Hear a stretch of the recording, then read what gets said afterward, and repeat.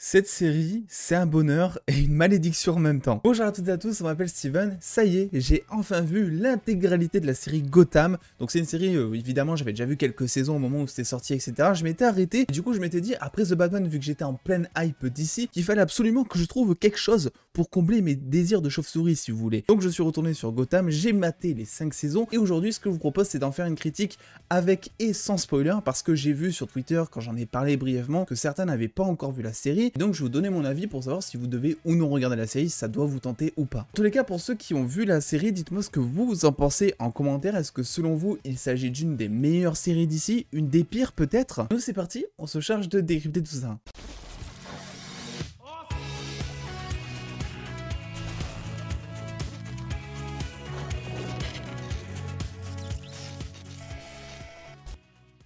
La série Gotham disponible sur Netflix raconte l'histoire un petit peu de l'évolution de la ville de Gotham, comme le titre le dit très bien, que ce soit en matière de géopolitique, de business, de personnages. Bref, on va vraiment suivre la décadence de cette ville au travers de différents personnages iconiques de Batman, comme notamment Bruce Wayne, Alfred, le commissaire Gordon, que l'on suivra depuis son incorporation dans la police de Gotham. On retrouvera aussi certains méchants emblématiques comme Bane, le Joker, Nigma, Mr. Freeze, Firefly et j'en passe, il y en a vraiment beaucoup. Et du coup, la fin de la série est censée nous emmener au moment où Bruce Wayne devient Batman entre guillemets. Je mets entre guillemets parce que cette série est une adaptation totalement inédite de ce qui a été fait dans les comics. On a un Bruce Wayne qui limite devient Batman alors qu'il a 14 ans. On a un commissaire Gordon qui est pas blanc comme neige non plus. On a une Barbara Gordon qui évolue dans un sens là aussi assez inédit, on en reviendra en partie spoiler. Et en fait c'est pour ça que généralement cette série soit elle est très appréciée, soit elle est détestée, généralement beaucoup plus d'ailleurs par les gros fans de comics. Mais vous savez quoi, personnellement, même si j'adore l'histoire de Batman, les comics, etc.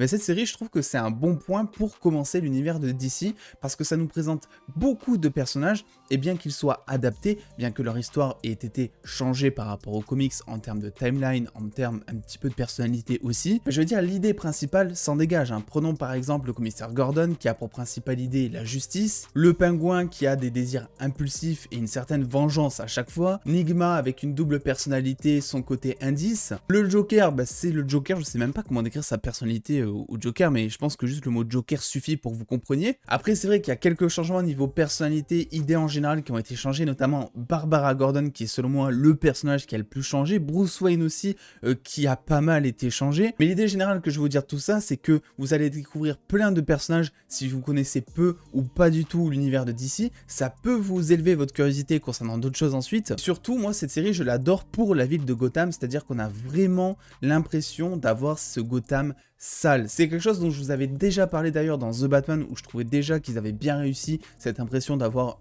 un Gotham totalement délabré, des flics ripoux, des criminels qui sont un petit peu les rois de la ville, etc. J'adore cet aspect de la série, notamment en saison 1, où on va beaucoup plus nous présenter des guerres de gangs, qui va prendre le pouvoir sur qui, avec notamment les grandes têtes des mafias comme Falcon, comme Maroni, etc. Alors il faut que je précise un petit peu quelque chose, parce qu'on pourrait s'attendre à ce que le personnage principal soit Bruce Wayne, vu que c'est quand même une série sur Batman, enfin un spin-off, ça s'appelle Gotham, donc on s'attend peut-être à suivre vraiment l'évolution de Bruce Wayne, etc., à le voir à chaque épisode, etc. C'est pas totalement vrai, Bruce Wayne est un peu plus secondaire que notamment le pingouin, je dirais, et le commissaire Gordon, qui sont deux personnages principaux. Le pingouin, vraiment, qui est le meilleur personnage de cette série, selon moi, avec Nigma qui arrive ensuite, mais vraiment, ils sont quasiment ex aequo parce que les deux acteurs, les deux personnages sont incroyables, et d'ailleurs, je ne comprends pas pourquoi on ne revoit pas plus ces deux acteurs qui méritent tellement plus, en tout cas dans leurs personnages tels qu'ils l'ont joué. Ils ont été incroyables. Je vais peut-être me faire défoncer en disant ça, mais j'ai eu beaucoup plus de sensibilité et d'attachement envers le Riddler, tout simplement, de la série Gotham, que envers celui de The Batman, qui a été interprété aussi là de manière différente. Ils sont totalement différents les deux, mais ce que je veux dire, c'est que je retrouve plus le Riddler dans ce qui a été fait dans Gotham. Malgré des points positifs,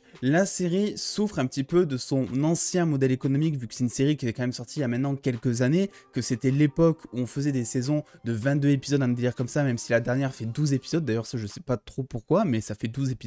Et du coup par saison on se retrouve avec des épisodes un petit peu plus filler. Alors c'est peut-être pas autant que ce qui est fait notamment dans l'Arrowverse avec Flash, etc., anciennement en tout cas, mais il y a quand même des épisodes où tu sens que ça tire un peu sur la corde, où tu sens que tu aimerais avancer un peu plus vite, notamment sur les intrigues principales qui sont emmenées aux côtés du commissaire Gordon, ou encore du pingouin, ou encore même de Bruce Wayne par moment. Et c'est selon moi aussi une série où il n'y a plus d'enjeu au bout de genre 2-3 saisons, pour la simple et bonne raison que ça arrive vraiment très souvent, sans spoiler évidemment, que quand un personnage meurt, ils revivent après d'une certaine manière. Et du coup, à chaque fois qu'il y a un danger énorme, que tu sens que quelqu'un peut être en danger, tu te dis, bon, bah, ok, au pire, il meurt, et puis quoi, on le revoit dans 2 épisodes, et puis voilà. Donc du coup, ça nique un peu les enjeux, je trouve, de la série. C'est très dommage, parce qu'au final, t'as quand même une série qui fait 5 saisons, donc t'as le temps de tous les développer correctement, d'en faire quelque chose de concret. Au final, il y a certains personnages qui meurent très tôt, qui reviennent ensuite, etc. Et il y a du gâchis, si vous voulez mon avis. Il y a des personnages, notamment comme le pingouin,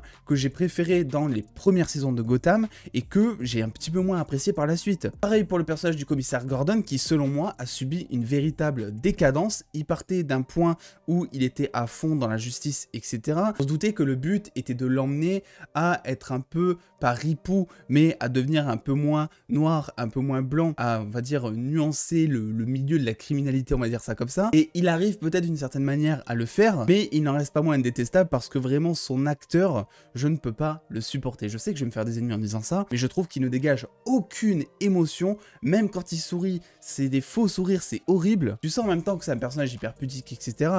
Mais il ne dégage rien, tout juste de la colère, et du coup t'as du mal à l'apprécier en tant que commissaire qui doit symboliser la justice, etc. Alors oui, il est très carré, ça il le montre très bien. Pour moi, le commissaire Gordon, c'est le justicier de la série, c'est vraiment le Batman de la série, c'est comme ça qu'ils l'ont tourné, aucune expression faciale, très froid, très droit dans ses bottes, la plupart du temps. Il doit combattre des démons intérieurs pour se surélever, etc. Ouais, voilà, c'est vraiment ça qu'ils ont essayé de faire avec cette série. Le Batman, il est tout simplement dans le commissaire Gordon. Et Bruce Wayne, c'est la même chose, je vais me faire encore défoncer. Mais je ne le supporte tellement pas. Pour moi, c'est le pire personnage de la série. Il est chouinard, il est tête à claque. Ils essaient par moments de le tourner en mode comics accurate, en mode oui, je me la joue un peu Playboy Bruce Wayne et justicier la nuit, voilà, en mode Batman, etc. Sauf que ça marche absolument pas. Il est pas du tout crédible, je trouve, l'acteur dans ce rôle-là. Physiquement parlant, je trouve que ça ne colle absolument pas parce que beaucoup râlaient notamment que Robert Pattinson était trop une brandy pour jouer Batman parce que Batman c'est quand même une armoire à glace dans les comics. Certains râlaient déjà pour Robert Pattinson. Je peux vous assurer que là, s'il faut regarder Bruce Wayne dans Gotham, c'est une allumette, le mec. Et j'ai rien contre ça. Et j'ai trop du mal, du coup, à le voir en tant que Batman, bien qu'il soit jeune, etc. C'est même pas la question parce que vu qu'on te vend pendant une grosse partie des intrigues de ces saisons, en gros, il évolue physiquement en termes de combat, d'intrigues, etc. Je te dis, bon, il va peut-être se stocker un peu plus et j'ai peut-être l'impression qu'il s'est stocké un peu plus, ou alors c'est juste qu'il a grandi. Vraiment, je trouve que le personnage est pas du tout intéressant, et j'espère que des gens n'ont pas découvert Batman avec cette série. En tout cas, je pense pas, parce que Batman c'est quand même très populaire pour qu'on découvre tout juste le personnage avec cette série. Bref, son personnage, je l'ai pas du tout aimé. Au contraire, par contre, de sa relation avec Selina Kyle, alias Catwoman, où là, ils sont plutôt restés, je trouve, assez comics accurate, ce qui était pas très facile, parce que dans les séries, on a tendance à tomber vraiment dans le love interest par puissance, etc., pour donner un aspect romantique à la chose. Et en fait, tu sens que vraiment presque jusqu'à la fin, il te laisse quand même une certaine ambiguïté. Tu sais pas s'ils sont en couple, tu sais pas s'ils sont séparés, tu sais pas si l'un est amoureux de l'autre ou dans quel sens. Voilà, tu sais vraiment rien. En tout cas, tu n'es sûr de rien. Et ça, c'est l'ambiguïté qui est présente dans les comics, dans les films, etc. Normalement, qu'ils ont réussi, selon moi, à retranscrire ici. Et le personnage de Selina Kyle, par contre, elle est super intéressant. Alors, c'est difficile de comparer toujours parce qu'on compare là une série à un film, mais franchement, elle fait une superbe Catwoman. Elle est ultra développée, même si on prend du temps, etc. Mais c'est justement ça le jeu, et je pense que ça aurait été ça le but de tous les personnages, c'est de laisser un certain mystère durant les premières saisons, plutôt que de tout dévoiler au bout de 2 saisons, de faire crever certains personnages, de les faire revivre d'une autre manière. Il y a notamment un personnage qui a une identité propre à lui, je vais pas révéler ici qui c'est. Donc dans les comics, ce personnage, c'est aussi quelqu'un. Ce personnage dans la série donc meurt, et ensuite revit, mais sous une autre identité qui est un autre personnage des comics. Donc là, toutes les origin stories sont chamboulées, et il y a des moments où, bien que tu apprécies certaines choses, tu te dis, bon, c'est un petit peu tiré par les cheveux, c'est dommage. Il faut aussi parler d'Alfred, qui selon moi, alors je sais qu'on compare pas les séries, les films et tout, mais pour moi, c'est le meilleur Alfred, c'est celui qui représente le mieux Alfred jeune, dans le sens où on a enfin un Alfred qui prouve qu'il a été ancien marine, je crois, ou ancien agent, enfin je sais plus ce qu'il était trop, mais en tout cas on sait que il a fait l'armée, qu'il a des compétences de combat, etc., qu'il n'est pas juste le majordome qui va servir le thé à Maître Bruce. Ça c'est vachement bien montré dans la série. Il fait aussi office tout simplement de paternel, j'ai envie de dire, donc il est majordome, il est un petit peu père remplaçant, il a cette figure paternelle envers Bruce un petit peu, que l'on retrouvera aussi un peu envers le commissaire Gordon notamment, et il a cet aspect où Alfred va seconder Batman, même s'il n'est pas encore Batman, etc., mais c'est dans cet aspect que la série veut nous le vendre, et moi j'ai trouvé que c'était un personnage ultra attachant, bien que j'ai j'ai regardé les 3 premières saisons en VO sous-titré VO pour améliorer mon anglais comme d'habitude, et vraiment je ne comprends rien à ce qu'il dit tellement il parle vite, mais bon ça reste secondaire. Un aspect que j'ai adoré aussi dans cette série, qui fait très DC pour le coup, et je pense que c'est pour ça qu'on aime aussi cette série, c'est l'aspect thriller glauque. Il y a des trucs paranormaux qui se passent, avec notamment des mutations génétiques, ce qui va nous permettre d'amener ensuite certains personnages, certains gentils ou certains méchants. Encore une fois, il y a des choses qui sont tirées par les cheveux, il y a beaucoup de facilité, notamment autour de la science. Une fois, tu as en gros un personnage qui va se transformer et on t'explique juste que, je sais pas, il a un truc dans la tête et que c'est ça qui a fait que. Qu'on te donne pas plus d'explications, c'est un peu trop facile. Mais même eux, en fait, il assume, donc ça passe. Je veux dire, à un moment dans la série, il y a un personnage qui a une espèce de montre, vraiment un bracelet tout fin, hyper technologique, on dirait. Et en fait, on t'explique que ce bracelet, il peut vraiment limite faire exploser toute la ville. Et t'as Gordon, je crois, qui dit ouais, bon, on est à Gotham, c'est même plus étonnant qu'il y ait un petit bout de plastique qui puisse faire exploser toute la ville. Donc même eux, ils en jouent de ces facilités, donc en vrai, ça passe et tu te prêtes assez au jeu de la série, même si par moment, c'est vrai que c'est un peu bon, tu te dis ouais, ça peut abuser. Il y en a aussi qui m'ont demandé si c'était aussi cheap que la Reverse, et je vais dire que non. Alors déjà en termes d'effets spéciaux, il y en a beaucoup moins parce que le but de cette série, c'est aussi de se plonger, en tout cas pour ses premières saisons, dans des enjeux qui sont beaucoup plus réalistes, des histoires de gangs, d'armes, de mafia, etc. Donc les effets spéciaux, on va surtout en avoir auprès des explosions qui par moments sont bien faites et par moments tu sens que la série date un petit peu, mais ça passe. Par contre, quand il y a des effets spéciaux, je pense notamment, je sais pas, à Firefly ou à Mr. Freeze, je trouve que là c'est vraiment quali pour le coup, ça se rapproche beaucoup, on va dire, de ce qui se faisait durant les premières saisons d'Arrow, donc des saisons qui sont considérées comme étant assez quali niveau effets spéciaux pour des séries, en tout cas de la CW. Et niveau réalisation, moi c'est une chose qui différencie selon moi les saisons de la Reverse, c'est que tu sens qu'il y a une réelle intention, il y a beaucoup notamment de courses-poursuites où tu vois que le caméraman, il est vraiment en train de courir derrière un personnage qui est en train de courir lui aussi, tu vois que la caméra tremble, etc.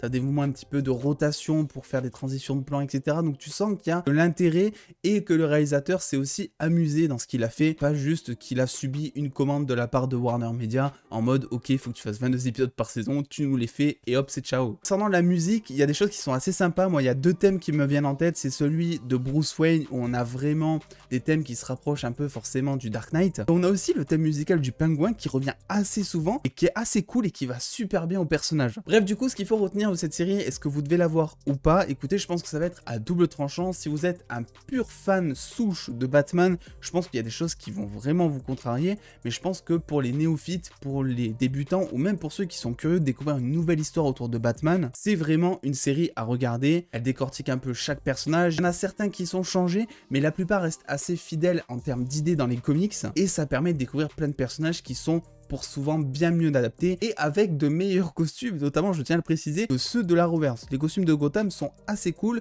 on accroche ou on n'accroche pas après, mais il y a quand même une patte et il y a quand même de la qualité qui est mise en place la plupart du temps. Bref, revenez un peu plus tard sur cette critique pour le spoil et puis bah nous c'est parti, on spoil.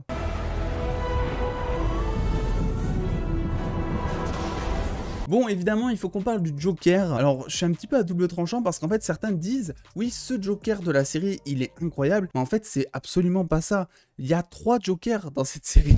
Il y a 3, alors c'est le même acteur qui joue à chaque fois, mais il y a vraiment le Joker du début, qui prend en otage le GCPD, etc., où tu sens qu'il y a un petit côté Heath Ledger qui s'en dégage. T'as ensuite le Joker qui devient un peu plus leader, un peu moins bandit et beaucoup plus symbole pour le coup, qui naît au moment, on va dire, où il se fait greffer un visage, un petit peu après. Et ensuite, t'as le Joker, donc son frère jumeau, qui lui est beaucoup plus stoïque de base, etc., et qui devient fou et qui ensuite se fait transformer en mode Joker. J'aimais bien ce Joker de base, au début, quand il était toujours stoïque, hyper sérieux, tu sentais qu'il était hyper machiavélique, je pense que c'est le mot, très stratège, un petit peu fou en même temps, ce qui le rendait hyper dangereux, et même beaucoup plus dangereux que Jérôme. Et au final, ils en ont fait un truc, mais je suis dégoûté, je déteste le Joker, comment il a été tourné à la fin de la série. Son look, j'aime absolument pas, je note évidemment le fait d'essayer de faire quelque chose de nouveau avec le Joker, mais pour le coup, là c'est pas quali, ils auraient dû rester aux 2-3 cicatrices, même s'il y en avait pas mal, mais aux 2-3 cicatrices du Joker du début, qui là était beaucoup plus crédible, je trouve, et beaucoup mieux adapté. Là, ils se sont rapprochés d'un truc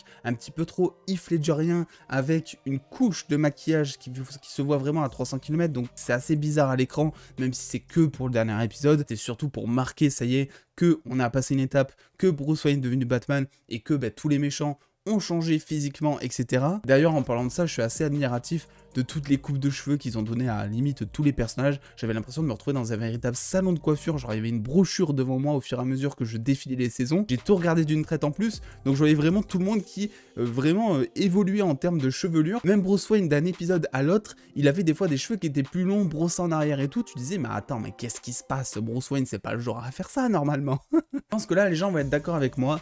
Barbara Gordon, je ne peux pas la supporter. Du début à la fin, je ne l'ai pas aimée. Dans la première saison, déjà, je l'aimais pas parce que je me disais, mais ok, mais elle sert à quoi? Mis à part rester à la maison et emmerder Jim et essayer de s'introduire un petit peu dans sa vie professionnelle, parce que vraiment, elle faisait que ça durant une bonne partie de la première saison. Et elle servait aussi, évidemment, mais ça, c'est le modèle de l'époque, de la fameuse femme en détresse. Après, par contre, ils l'ont beaucoup plus tourné en mode femme forte, notamment avec les sirènes, etc. Donc, c'était plus cool dans ce sens-là. Mais je n'aime toujours pas son personnage. Je sais pas si on peut vraiment s'y attacher. Quelque part, c'est un personnage qui sauve beaucoup intérieurement, qui n'a jamais été compris. Je pense que c'est ça qu'ils ont voulu nous faire comprendre. Mais vraiment, j'avais envie de la flinguer, je sais pas combien de temps. Le moment où elle est revenue à la vie, mais c'était le pire moment de la série pour moi. J'étais dégoûté. J'ai aussi adoré le duo entre le Pingouin et Enigma qui se complètent à merveille. C'est ce que la série veut nous faire comprendre. L'un réfléchit avec la tête, l'autre avec le cœur. Du coup, les deux, quand ils font équipe, il y a une symbiose qui s'installe et qui se ressent assez à l'écran. Tu vois en plus que les deux à la fin, même s'ils sont ultra potes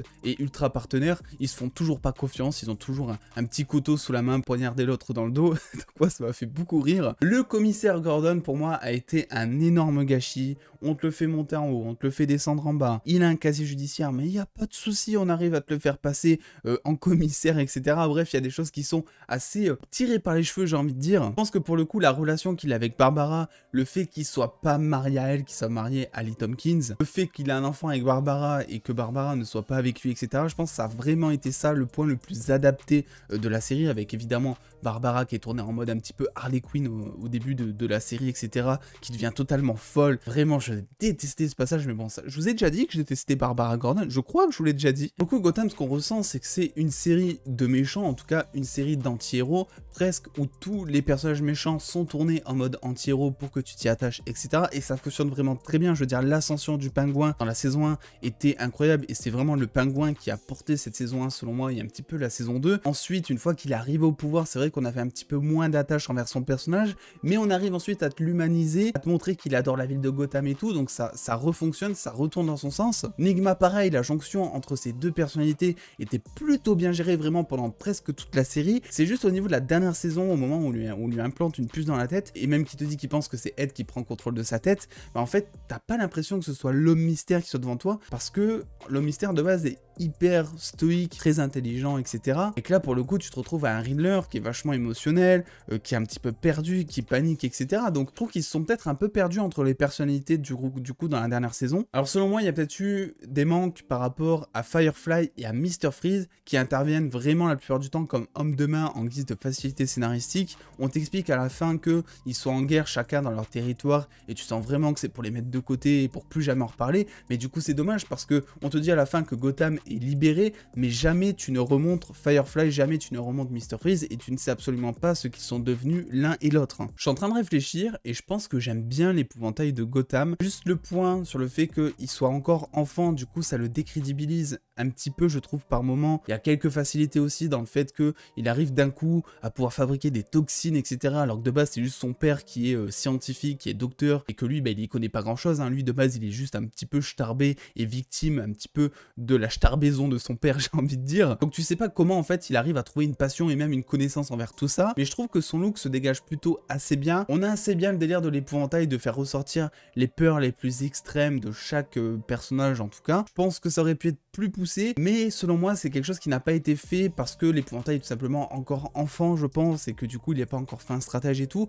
Mais en tout cas en termes de look, je trouve que ça colle plutôt bien, et par moments j'ai ressenti un petit peu le délire de l'épouvantail, notamment des jeux Arkham, donc c'est plutôt cool vu que l'épouvantail des jeux Arkham est le meilleur épouvantail selon moi. Alors du coup oui, forcément il faut en parler. Hugo Strange, autant j'adorais ce qu'il faisait à Indian Hill dans l'asile d'Arkham, etc. Je trouvais que ça portait bien sur le personnage, etc. Mais après c'est pareil, on te le met à chaque fois en guise de facilité. Dès qu'il faut faire revivre un personnage, hop, on appelle. Dès qu'il faut transformer un personnage pour le contrôle à distance, hop, on l'appelle. Oui, soi-disant on te met une puce dans le cerveau que tu peux contrôler à distance, mais d'où ça sort? C'est là où je vous disais qu'il y a des trucs vraiment qui sont tirés par les cheveux des fois. Pareil, tout ce côté où les personnages revivent et tout, vraiment je trouve que ça a vraiment flingué la série, au moins dans Game of Thrones, il y a beaucoup de personnages qui meurent, mais de mémoire, en fait, je crois qu'ils revivent pas. Et du coup, c'est cool, parce que ça t'apporte vraiment un aspect dramatique, des enjeux qui sont présents, etc. Là, à chaque fois, on te les fait revivre, donc quand t'as un personnage qui est en danger, t'y crois même plus, t'es même plus inquiet, si tu veux. Je veux dire, même Butch qui s'est pris une balle dans la tête, ils ont réussi à le transformer en Salomon Grundy. Quand j'ai vu ça, j'étais là en mode, mais what the fuck. Après, c'est là où je vous disais que c'est cool, parce que dans un sens, ça t'apporte un autre personnage à découvrir dans l'univers de DC. Pour le coup, est-ce qu'on pouvait pas juste prendre un autre acteur, un autre personnage, faire mourir Butch définitivement pour qu'il y ait un impact dramatique réel? Parce qu'au final, quand le pingouin, après coup, flingue Butch et qu'il remeurt une deuxième fois, t'es presque pas dégoûté. Moi, pour le coup, j'étais juste un petit peu dégoûté pour Tabitha, voilà, elle aura pas son love interest, elle aura pas sa happy ending. Après, je m'en foutais, je me disais, bon, au pire, il avait eu sa seconde chance, et puis voilà, quoi. Évidemment, je l'ai oublié, mais il faut aussi noter qu'il y a énormément de références, le Bat-Signal à la fin qu'on adore, le fait aussi qu'ils attendent de te montrer le look final de Batman dans le dernier épisode, et qu'on te tease comme ça le personnage, moi c'est quelque chose que j'ai beaucoup apprécié. On aurait peut-être aimé avoir un reveal un peu plus complet et un peu plus long, mais écoutez, c'est pas une série Batman après tout. Je vais m'arrêter ici pour cette critique parce que je pense qu'elle sera beaucoup trop longue. Il y a beaucoup de personnages, j'ai beaucoup à dire sur cette série, donc ce que je vous propose, c'est que vous me dites en commentaire si ça vous ferait kiffer qu'on fasse un petit live sur Gotham, un de ces quatre. On parlerait de la série où là j'aurais beaucoup plus le temps de développer chaque idée envers chaque personnage, etc. J'ai essayé de résumer un peu ce que je pensais des personnages principaux. Il y a beaucoup à dire sur chaque saison, sur chaque aspect des personnages, c'est clair et net. Bref, dites-moi ce que vous pensez de tout ça en commentaire, à me dire si ce live vous ferait potentiellement kiffer aussi, pour qu'on en parle un peu plus en détail tous ensemble. Et puis en attendant les dos, prenez soin de vous, faites-vous bien kiffer. Des bisous les dos.